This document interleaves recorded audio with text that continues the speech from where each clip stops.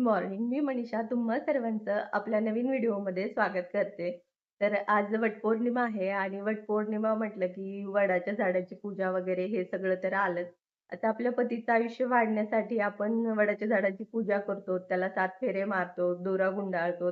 कारण आयुष्य वाढावं, त्याचबरोबर आरोग्य पण चांगलं असावं आणि 7 जन्म हाच पती मिळावा यासाठी.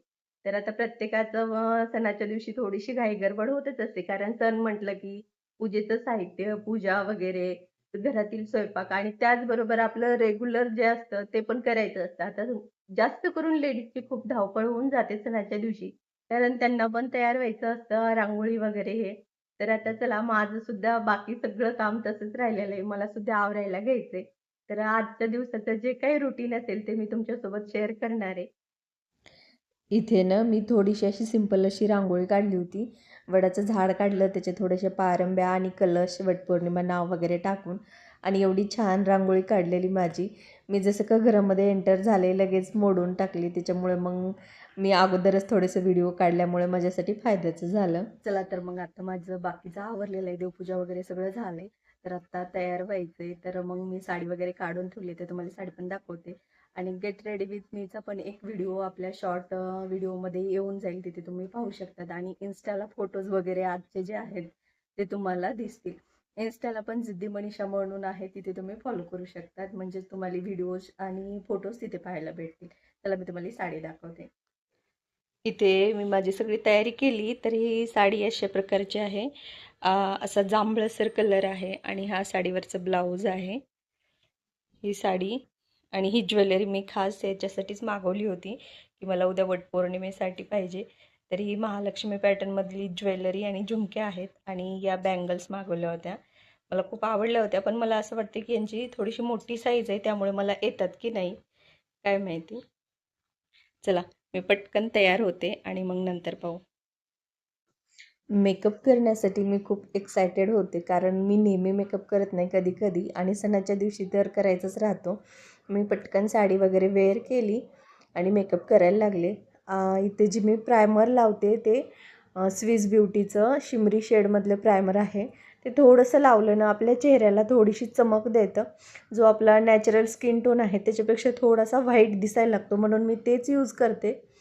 आणि जर तुमच्याकडे वेळ कमी असेल तर तुम्ही काय करा, फाउंडेशन आणि प्रायमर दोन्ही थोडंसं मिक्स करायचं आणि चेहऱ्याला लावायचं, म्हणजे कमी वेळात पटकन होऊन जातं. आणि इथे तुम्ही माझी स्किन पण पाहिली असेल की थोडासा अजून चमक दिसतो, जो नॅचरली माझा चेहरा आहे त्याच्यापेक्षा. हे फाउंडेशन जे आहे हे इनसाईडचं प्रो फाउंडेशन आहे, नॅचरल शेड आहे आणि हे पण थोडंसंच लावलं ना खूप छान कव्हरेज देतं. मी जास्त करून हेच वापरते आणि खूप जास्त महाग नाही, 300-350चं काहीतरी आहे. पण खूप दिवस जातं, 2-3 वर्षाची काहीतरी त्याची एक्सपायरी डेट आहे. आणि जे हे आहे लूज पावडर, ते सुद्धा इनसाईडचंच प्रोचं आहे. ते दोन्ही मला प्रोडक्ट्स एवढे छान भेटले होते ना की मी गेले वर्ष 1.5 वर्ष यूज करते. खूप चांगला त्यांनी रिझल्ट दिला. मग म्हटलं चला तुमच्यासोबत पण शेअर करूयात, कारण प्रत्येक जणींना मेकअप थोडाफार तरी करायचा असतोच आणि आवड असते. पण प्रोडक्ट्स कोणते घ्यायचे याचं खूप जास्त कन्फ्युजन होतं. त्यामुळे मग म्हटलं चला आपण जर एखादी गोष्ट सांगितली आणि तो कोणाच्या फायद्याची असेल तर काय हरकत आहे. बघा लूक चेंज झाला का नाही माझा. खूप छान असं व्यवस्थित होतं आणि पूर्ण मेकअप झाला ना कधीही त्याच्यानंतरच मग सेटिंग स्प्रे वगैरे वापरायचा, म्हणजे आपला जो मेकअप आहे तो लाँग लास्टिंग राहतो खूप जास्त वेळ. आता इथे मी टिकली लावली होती, त्या अगोदर जी लावली होती ती थोडीशी मोठी होती, म्हणून मग मी ही छोटी अशी लावली. पण इथे माझी एक चूक झाली, मी पूर्ण लुकमध्ये थोड्यांशा अशी चमक असणाऱ्या खड्यांची टिकली लावली. त्यामुळे मेकअपमध्ये असं जेव्हा मी फोटो काढले तेव्हा ती टिकली जास्त दिसत नव्हती. त्यामुळे तुम्ही जर यूज करत असाल तर ही चूक तुम्ही करू नका. जास्त करून रेड कलर जो दिसेल अशी टिकली लावत जा, ज्याने आपले फोटो खूप छान निघतात. त्या फोटोंमध्ये चेहरा खूप सुंदर निघतो. इथे आता ज्वेलरी जी मी वापरते ती खूप छान आली होती आणि मी महालक्ष्मी पॅटर्नमधली मागवली होती. पण ही 325 काहीतरी अशा प्राईजमध्ये होती. एवढा छान आलेला होता तो सेट. मला खूप जास्त आवडला, कारण एवढ्या कमी प्राईजमध्ये एवढा चांगला येणार नाही. आणि जेव्हा पण तुम्ही काही ज्वेलरी वगैरे मागवत असताल रिव्ह्यू पाहून मागवत जा. आता माझं फायनल लुक असा तयार झाला आहे. काजळ वगैरे लावलं होतं आणि सिंपल हेअरस्टाईल होती, खूप जास्त असं काही नाही. चला तर आता माझी पूर्ण तयारी वगैरे झाली. आता पूजेचं ताट भरायचे आणि मंदिरात जायचे. तर असा माझा लुक आला आहे पूर्ण. आता फुल लुक पण तुम्हाला व्हिडिओज पाहायला भेटतील. इन्स्टावरती फोटो आणि व्हिडिओ शॉर्ट जे असतील ते पाहायला भेटतील. चला मी पटकन पूजेचं ताट भरून घेते आणि तयारीला लागते. सर्वात अगोदर तर इथे मी पूजेचं ताट भरून घेतले. हे पहा, हळद आणि कुंकू घेतले. आता ह्याच्यामध्ये मला फुलं ठेवायचे थोडेसे, जे पूजेला आपल्याला लागतात. त्यानंतर थोड्याशा अक्षदा, त्यानंतर आपला दिवा, गूळ खोबऱ्याचं नैवेद्य, एक सुपारी आणि नाणं, त्याचबरोबर साखर.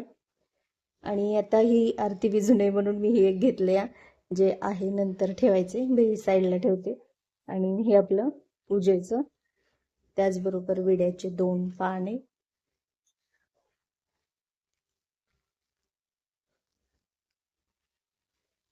आणि यामध्ये आता राहिलं एक पीस. आणि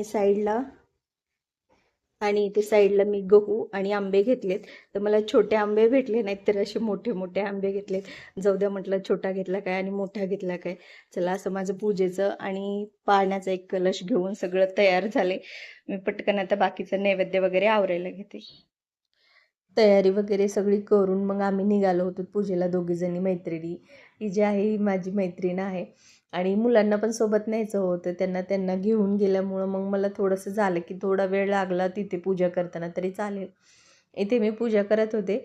आमच्या इकडे खडेसुद्धा पूजतात. आता कोणाकोणाकडे पूजतात, कोणाकडे नाही. प्रत्येक ठिकाणचं वेगवेगळं असतं राहतं. आमच्या इकडे पुरणपोळीचा स्वयंपाकसुद्धा राहतो. तो नैवेद्यसुद्धा घेऊन आलेली होती मी. त्यानंतर आम्ही पूजा वगैरे केली आणि नंतर फेरे वगैरे घेतले. आता इथे पूजा जेव्हा करत होतो ना, तेव्हा वडाचं झाड खूप पलीकडे होते आणि एवढ्या लेडीज येऊन गेलेल्या होत्या की पूजा करायला. इथे तुम्ही पाहू शकतात, एकदम बाहेरच्या साईडला आम्ही बसलो होतो. जेव्हा दोरा बांधायची वेळ आली तर आम्हाला सगळ्यांच्या पूजाचे ठेवलेल्या होत्या, त्याच्यामधून थोडंसं असं रस्ता काढून जागा करून पाय टाकावा लागला. कारण असं वाटत होतं की दुसऱ्याची पूजा पायाखाली तुडवली जाऊ नये म्हणून. आणि ते फोटो व्हिडिओज काढायला कोणी नव्हतं, म्हणून काव्यालाच दिला होता मोबाईल. तिला म्हटलं थोडंसं शूट कर. तिला तेवढं काही जमत नाही, तरी पण तिनं थोडंसं शूट केलं होतं.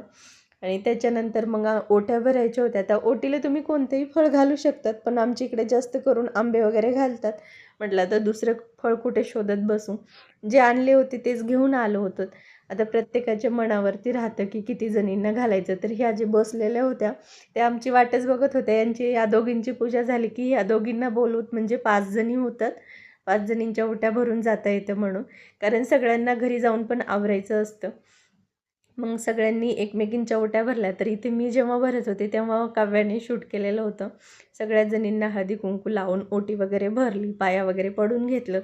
त्यानंतर आम्हाला थोडेसे फोटोज आणि व्हिडिओज काढायचे होते, पण ते सुद्धा काढता येत नव्हते, कारण पोरी असं मोबाईलच धरून थांबत नव्हतं.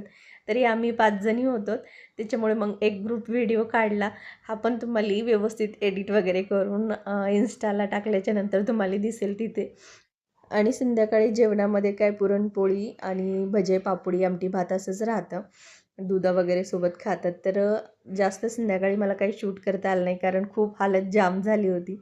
त्याच्यामुळं मग काही शूट केलं नाही. आणि जेव्हा घरी निघालो तेव्हा या दोघीजणी ताट घेऊन निघाल्या होत्या. तर असा आमचा आजचा दिवस गेला. बाय.